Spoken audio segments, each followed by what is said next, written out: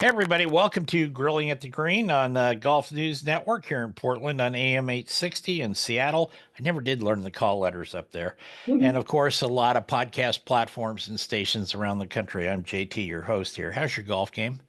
Sun's out here in Oregon, so that's a good thing for today. Um, Mine's a little rusty. I'll just tell you that right now. Well, today we've got a great guest with us, Monica Olson from Little Bird Media. Um, she and her partner Lynn, and I think a couple other people are involved at the highest levels of this now what's called the Standard Portland Classic, which is the LPGA tournament that comes our way every year. In this year, it's August 14th through the 17th. So I badgered Monica at the Portland Golf Show a few weeks ago, and I didn't like the way the sound came out on that recording. She was great. It was a technological deal there, so I've asked her back. So, Monica, welcome. Thank you. I'm glad to be here. I'm Good glad to you're talk to you here. again. And it's a Friday afternoon, and I'm sure as soon as we're done, you're headed out to the sunshine. So I wouldn't blame you on that. Yeah, I hope so. So it's the 54th year coming up. This has been over the years. It's been the Safeway Classic and a number of different names, but the main name is the Portland Classic. So you've got Standard as a new presenting sponsor there, Yeah. and why don't you tell us about that and how long that run is for, what the contractual length is, and we'll go from there. Yeah, sure. Okay. Well, yeah, so the Standard, we're super excited to have them on as our title sponsor. They've been a very significant sponsor of the tournament over the last few years and have been looking at, ways in which they might grow their sponsorship. And this will be the first year as the title, and their partnership with us is for at least 3 years. So we've got a lot of time to really grow the momentum of the partnership. And they're really a true partner in every sense of the word. I mean, they care so much about the tournament and the golfers on the LPGA, and they also are really great about really understanding and including the other sponsors involved, which is really nice. So Yeah, really. sometimes that can get a little dicey in our work. No, not with them. They're like, all ships rise. So Yeah, we're yeah, very yeah, excited. yeah. That's excellent. Yeah. So you and Little Bird have been involved for about what, 4 years now? This is the fourth Yeah. year? Yeah. Yeah, this will actually be the fifth year. So yeah. Okay. Hmm. And did you know what you were getting into when you raised your hand, as Mhm. they say? Well, maybe not at the very beginning. When we first were introduced to the tournament, we were brought on to help do sponsorship development. And so we've had a hand in that over this will be the fifth year. And that's kind of where we started. But, as you bring sponsors in, you want to make sure that everything that you promise them is delivered and then Right. some. So then you start to get in your hands into other things, right? And so we really became very intimately aware of all the things that go on with the tournament. And then last year, at the very kind of towards the end, close to the tournament time, unfortunately, our tournament director, who'd been doing it for several years, had a little health issue, and he's doing just great now, and thank goodness. But we stepped in to help him, and I think that gives a taste of really a lot of the behind the scenes work that needs to be done for the tournament. So we stood up to be the tournament directors last year, and I guess we did a decent job and got the job for the next 3 years. So our agency will be running operations along with the Tournament Golf Foundation, and Lynn and I are the co-tournament directors. Well, good for you. Good Yeah, for you. thank you. We're really Uh, excited. that's speaking from experience myself. That's a big job. There are Yeah. 15 legal pads full of details, and that's only on the first day. So, Yeah. Lots of spreadsheets and lots of notes, and yeah, it's exciting though. It's exciting to be part of it sort of from the ground up. yeah. So we're really excited. So Energized. what, so Monica, what can people look forward to now? You Yeah, said on the show at the golf show that you're bringing back the VIP area and the bleachers around yeah, 18 because that wasn't there last year. yeah. But Columbia Edgewater had also been doing a lot of remodeling. There was various reasons for things, but what can people Mhm. expect this year when they attend? Yeah. Yeah. So last year our layout was a little different. It was just something we tried. The golf course or Columbia Edgewater had redesigned their whole clubhouse Right. and it's beautiful. And so it was the premiere of everyone getting to see the new clubhouse, the first day of the tournament. And so we thought it would be neat just to utilize the beautiful clubhouse and the view from the deck. So we moved our 18th Champions Club up on their deck, and it was great. It was, but we're just going back to the old traditional, big tent on the 18th green this year. So we're really excited about that. It looks great on the Golf Channel, and so that's a little different from last year, but not in years past. And then some of the other things, we're bringing back some of the favorites. Everyone loves the food trucks. Not even just our attendees, but also the Golf Channel loves it. The LPGA loves it. So we're doing golf food carts again this year. Yeah. Yeah. No, Mhm. that's a little different than regular tournament food. In Yeah, a really good way. very Portland. Yeah, very, very Portland. What Mhm. about for the kids? Yeah, You've got kind of a fun center, if you will, when you first come in up yeah. out of the parking, and you've got that. And then one thing that I always enjoy too is that I've been covering tournaments for a long time, but Mhm. they're at Portland and pretty much any LPGA tournament, you can get right up close to the players and interact with them, Right, if it's appropriate. And you can't always do that on the PGA tour like that. right. Yeah. So Yeah. so tell us about the kids zone and the other activities like that besides because little kids sometimes don't have the attention span of just Yeah. watching golf. Yeah. So we want this tournament to be, there's oftentimes there are people that have never been to a fancy country club or ever to a, really fancy golf tournament. And we want this to be something that everyone can come to.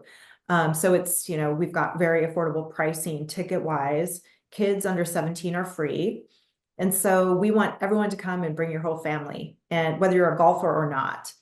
And so one of the things, as you mentioned, we've got our Umpqua Family Fun Zone right when you first walk in, and it's we partner with a company called Discover Golf, and they bring in a very elaborate sort of fun type of golf course where Hmm. kids are hitting tennis balls into the mouth of a clown, and it just makes golf really fun. We have people come and say, I didn't even really make it too far into the golf course. We just hung out in the family fun zone, but you can get snow cones and you can get popcorn, and it's really a fun experience. So we have that again.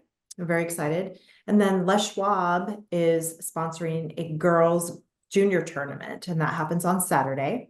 And so girls ages 7 to 17 can sign up and compete on the Mason course, which is the par three right there it happens right during the tournament on Saturday. Right.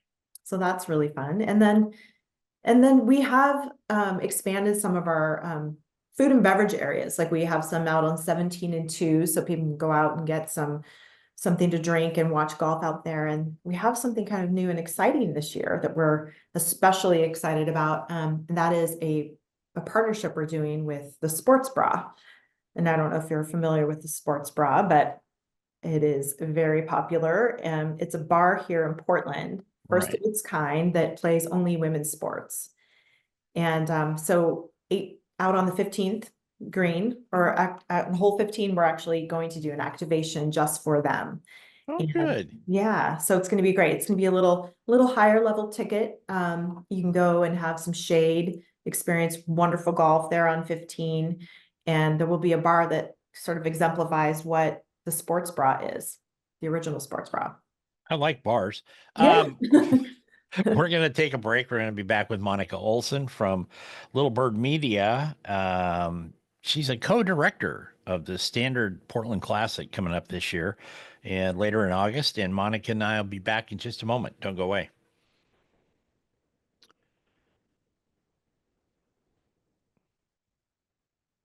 Welcome back to Grilling at the Green. I'm Jeff Tracy. If you haven't figured that out after all these years, I don't know. Can't help you probably. we, we're talking with Monica Olson today, co-director of the Standard Portland Classic coming up August 14th through the 17th out at Columbia Edgewater. It's a great tournament, great course like that. This is where I kind of put Monica on the spot. Now, don't let her face panic you there because this is fun. You're well traveled, but this is where we always ask our guests for a travel tip. Now, because it's a golf show, a lot of them, the answers are centered around packing their clubs around. That does Mhm. not have to be the answer. You know, Okay. if you want to pack kids, if you're going somewhere on vacation, it's just a travel tip. I traveled for a long, long time, and I probably could have used some of these tips back in those days. But okay, Monica, what would be your travel tip? Ooh, I would say don't forget to pack your chargers.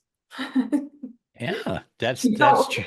it's always a crisis when someone in the family goes somewhere and there's not a charger for a phone or a laptop, and that's happened to us before. Yeah, and not all chargers are created equal. That's right. Is I've noticed that too. That's a good Yeah. tip. Good tip, Monica. We want to thank the folks at Weston Kia for our sponsoring our travel tip segment here. I've known those guys since we were kids, and they're a great dealership. In fact, they're the number one Kia dealer here in Oregon. So go to Weston Kia in Gresham, Oregon. If you have to be in the area, tell Jay and Jan hello from me. Also, you can find us on, of course, Facebook and Twitter and Instagram and YouTube, and the list goes on forever. At one time, I think we counted, Monica, 33 platforms Wow. that our stuff goes out on. I don't know, it's a lot, but it gets there. So back to the standard Portland Classic. What are you most looking forward to?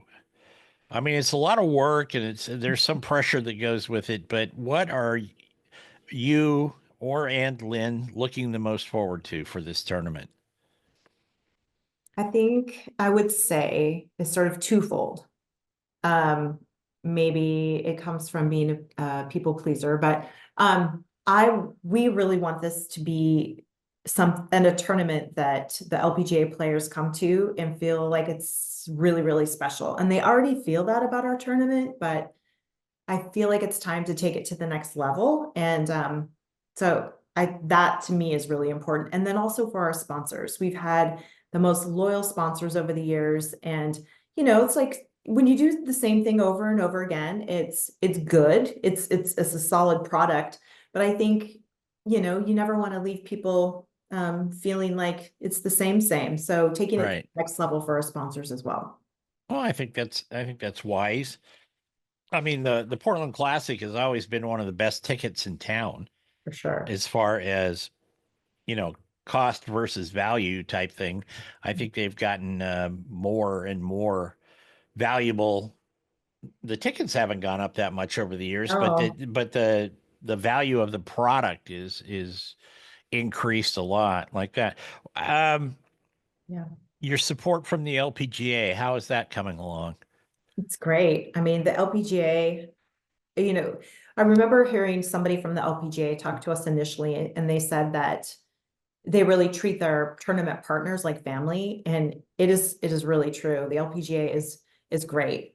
We went out to Florida for some of the tournament meetings in November and last year, and we learned so much. And they've been super supportive of our tournament. Did you pack your chargers? I did, and didn't leave them there. Oh, that's good. That's a good thing like that. A couple of years ago, and it was just about the time you guys kind of took over, uh, they tournament golf had there was a situation with the city of Portland and homeless encampments on 33rd Street, and so they moved it to the Oregon Golf Club. Yeah. Great golf club. It's not really set up though for um, audiences. True. spectators. It's Mm-hmm. you got to Yeah. be a mountain goat to get around on some of that course. It's Yeah. beautiful. Don't get me wrong, It's a but beautiful course. Yeah. yeah, but then they came back to Columbia Edgewater, Mhm. and I think that has served whatever the agreement was. Whoever blinked, if you will, and got what they wanted, I think that Mhm. was a really wise move. Yeah, yeah, the Oregon Golf Club was an awesome host. And but it's been a long-standing tradition to have it at Columbia Edgewater. And Columbia is they love this tournament as much as we do, and they feel like they're kind of part of this whole LPGA family. So we're Yeah. very glad to have it back there again.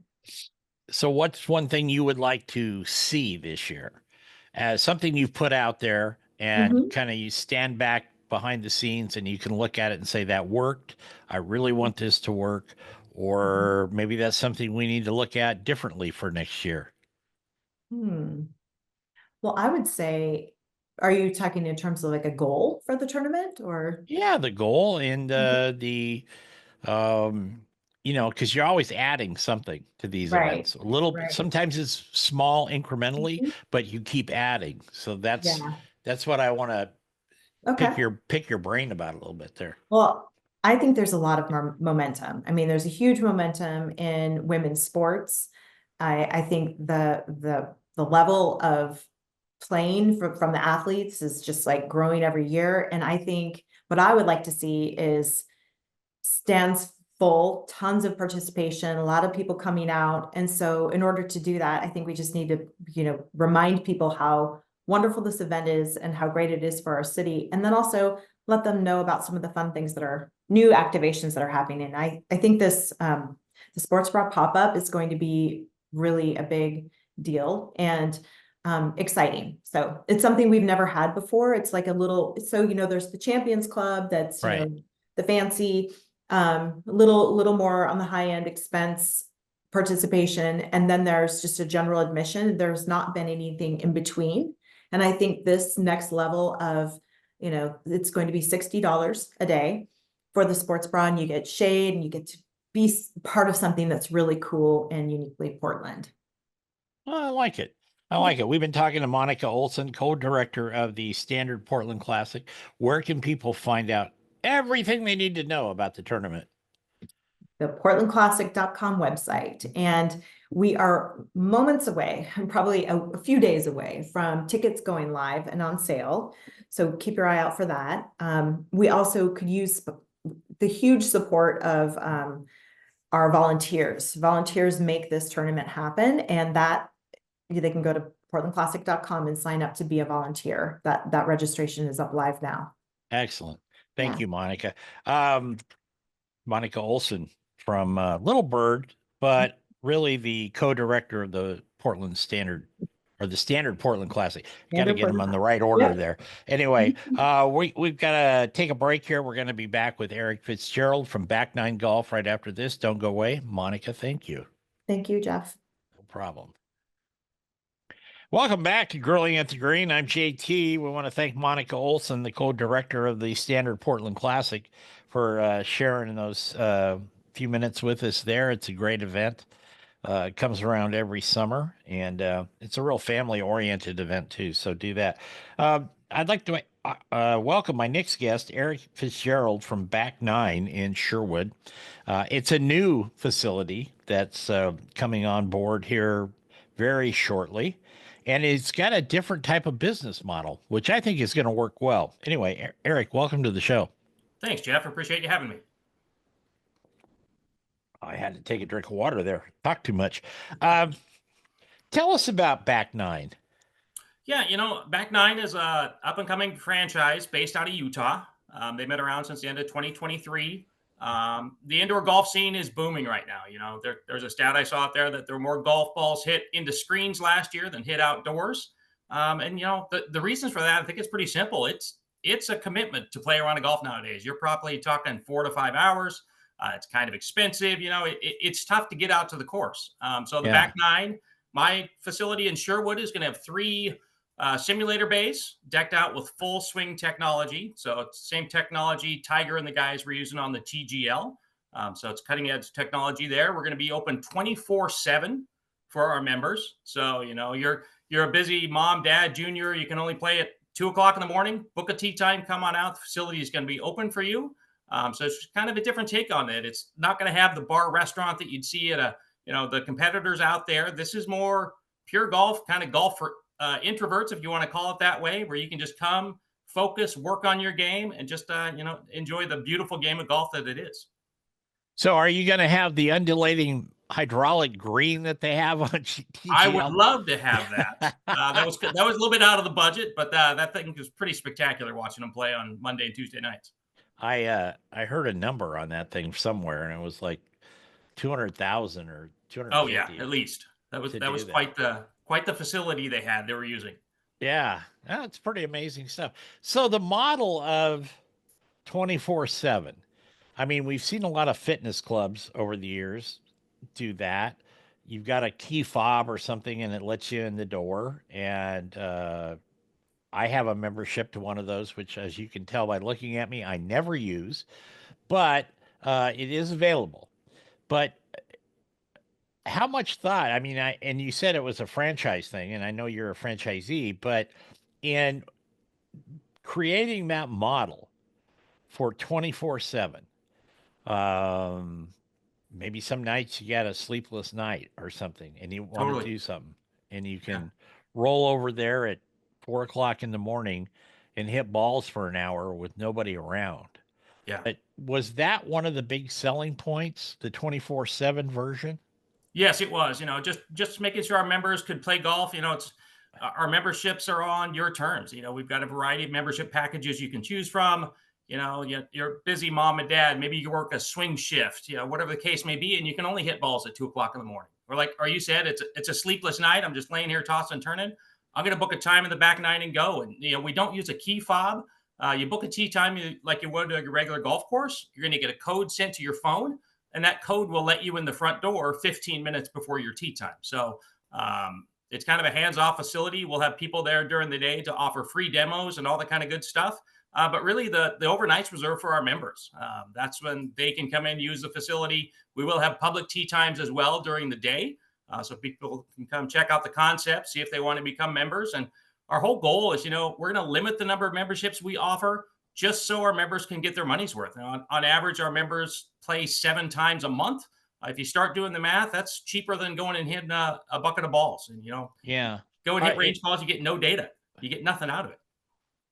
Do you have a variety of courses in Yes, your there's going to be simulator? over 250 courses you can play. All the TPC courses will be there, and even the courses they designed for the TGL over the winter, those will be available at the back nine facilities as part of the full swing technology. So you kind of get to play the fantasy courses, but we'll do events when the players comes around. So you can play 17 at Sawgrass, to closest to the pin, whatever the case may be. You get to play real courses that the pros are out there playing. Is back nine affiliated with TGL? I mean, they are not. They're affiliated with Full Swing, and then Full Swing happens to be partnering with TGL. Okay, so it's kind of a DNA chart, if yes, you will. Yes, exactly. For that. Yep. What prompted you to look at this? I have been a golfer since the age of 12. Some of my earliest memories, getting all excited to go to the golf course with my dad growing up. I tried the golf thing out of college, and it's a hard business to bust into. Then I joined the corporate world, just like most people do. And I do Excel and PowerPoint all day, every day. And the back nine came up on a call I was having one day. And I'm like, this is my chance to get back into it. Golf has taught me so much throughout my life. And, I'd love to see, whether it's young kids learning the game or the older crowd that can't walk the course anymore, any of the demographics, we just want them to have the game accessible. Because we know not everybody can give 5, 6, 7 hours to go play around a golf at Red Tail or whatever the case may be. And sure, this is just a way to continue the game. Are you still working in the corporate environment? I am at the corporate environment for now until my location opens up. Once location opens up, I will be there. You will see my smiling face every day at my back nine location, showing people how it works and just living in the golf industry. Well, that's a good thing, Eric. It really is. It is tough to get into to make that transition from golfer to golf business. Yeah. That's a tough deal. A lot of people, I think, and I've had numerous of them over on the show over the years. They create something, whether it's technology like this or it's sw- a swing aid or a trainer or Yeah. something. A lot of them go by the wayside in very short order because the doors are not readily opened for them. Totally. Yeah. Yeah. Yeah, So, and one of the reasons I picked Sherwood is, you look at the Sherwood area, it's kind of, I don't want to call it a golf desert, but there's no golf courses in Sherwood. yeah. You've got Tualatin Country Club, which is kind of nearby. You got a couple in King City. You've got Chehalem Glen out here in Newburgh, where I live. But, Sherwood's kind of a nice central spot. We can draw people from down south, people from Beaverton, Hillsborough area. It's just kind of a nice central spot where people can come and hit golf balls and enjoy the game. I would think it would be an ideal location for commuters that go into the city or the upper burbs, as I call them, and Yep. work in those areas, but yet I live kind of down south where you do. I'm kind of parallel right across the latitude, if you will. Yeah. But I would think that would be a good thing too, where if they're getting tied up in traffic and I-5 is backed up for 37 miles, which is Like it always is. it always is not unusual, especially on a Friday like today. It's like Yep. I think I can pull off here in Tualatin and cut over. 100%. Yep. Yeah. I mean, that's a really good thing. Um, how's it been received so far? I met you at the Portland Golf Show. Yep. Um, I was fascinated by it purely because of the business model of the 24/7. Because Yeah. you're right, there's a lot of simulator facilities around. Most of them are centered around food and beverage. Yep. But yours seems to be more for the pure golfer. 100%. And the bar and restaurant type, they definitely have their uses. You want to get together with a bunch of guys on a Friday night and pour a few back and hit golf balls, and Yeah. you're more than welcome to. But like I said, this is to work on your game. We're not going to have the bar restaurant. You can bring your own food and beverage. So if you want to swing by Subway, get a sandwich, grab the beverage of choice, and come to Yes. our facility, you're more than welcome to. And, you can book the bay anywhere from an hour to 3 hours, depending on your membership level. And then that also determines how many buddies you can bring with you. Our starter membership is just you for an hour, but it goes all the way up to you can book for 3 hours and bring 4 guys with you. And you start doing the math. If you've got your foursome of buddies you play golf with all the time, you split the cost of the membership. It's much cheaper than going out and playing around golf at any of the golf courses around here. So it just really offers that opportunity to play it on your schedule when you're available. We're right next to a dance studio, so I'm going to be talking to all the dance mom and dads when they're dropping their kids off for their hour-long dance classes. We've got a fitness center in the same facility, so we'll be partnering with all the local businesses to really enhance what our members can experience at the back nine. Is your membership based on number of hours or just a certain amount of allotted time per month or per visit? How's that It work? is. It's per visit. So you can book as many tee times as you want in a month. You can only have one active tee time at a time. So as a starter membership, you can book an hour tee time. Once that hour is up, you can go ahead and book another hour whenever is available. So, in theory, if you wanted to, you could play every day on that single membership, just by booking an hour each day and just getting your money's worth. Well, that's pretty interesting because a lot of them have what I would say the model presents itself with potential overlaps with other people. Mhm. You get so many hours a month or something like that, and then somebody else has booked it and you're not done, or it just there's a Yeah. potential there for I don't want to say conflict, but just uncomfortable situations at Totally. times. Well, and that's the beauty of the membership model as well. We're in a limited number of memberships, so if you only got 100 guys that are members, they're going to take pride in the facility. They're going to respect the other members. Everybody's going to want to get along because it's a small group of people building a little golf community there in Sherwood. And you asked how it's been received, and everybody I've talked to about the concept has been very excited. Had some great conversations at the golf show. The next step now is we just have to get this thing open. Yeah. That's that's our number one goal at this point. We're going to take a quick break here on Grilling at the Green. I'm going to be back with Eric Fitzgerald from Back Nine. I want to tell you really quick before we go about birdie ball. You've heard me talk about birdie ball dozens of times. If you need a practice mat and you've got limited space to practice in your backyard or parking lot or whatever, check out birdieball.com. They look like little napkin rings. They fly like golf balls, but they'll only go about 40 yards. Try birdieball.com. Eric and I will be back right after this. Welcome back to Grilling at the Green. I'm JT. Today we've got Eric Fitzgerald from Back Nine. Also, don't forget pig powder. You say, why pig powder on a golf show? Well, it is, the title of the show is Grilling at the Green. So, pig powder was created by my radio wife on the barbecue side, Leanne Whippen's father, and it was awarded the best on planet as far as a barbecue rub. So go to pigpowder.com. It's good stuff. If you ever get invited to my house, I'll probably cook something for you with pig powder on it. Anyway, we're talking with Eric Fitzgerald from Back Nine. It's a new facility that's going to be opened up shortly. We're going to talk about that in a minute. In Sherwood, Oregon, they have franchises all over the country. And Eric is, can't fool me. He's gotten tired of spreadsheets and Excel documents there. So, You are correct. I can't hide behind that anymore. no. How many franchises do they have? Do You know, there are over 40 open right now, and I believe we're in triple digits as far as franchises under contract. So, you know, in the next year or so, we'll be 100 plus facilities open. They started out in Utah, really big in Arizona. Got some great facilities in New York, Nebraska. I will be the first one in Oregon with a couple following shortly behind me. So we're really starting to get that nationwide presence. You know, Kevin Kisner, you may recognize that name for the PGA Tour. He has invested in a facility in Augusta, Georgia. So they are opening up here in the next month or so. So we're really starting to see the Back Nine franchises pop up. You know, if they say something about that on one of the broadcasts, which they might, because he's a Golf Channel guy too. Yep. Hold on to your shorts. It's the only thing I can say if that happens like that. Is it, well, I mean, let's get down to it, Eric. Is it expensive to do this?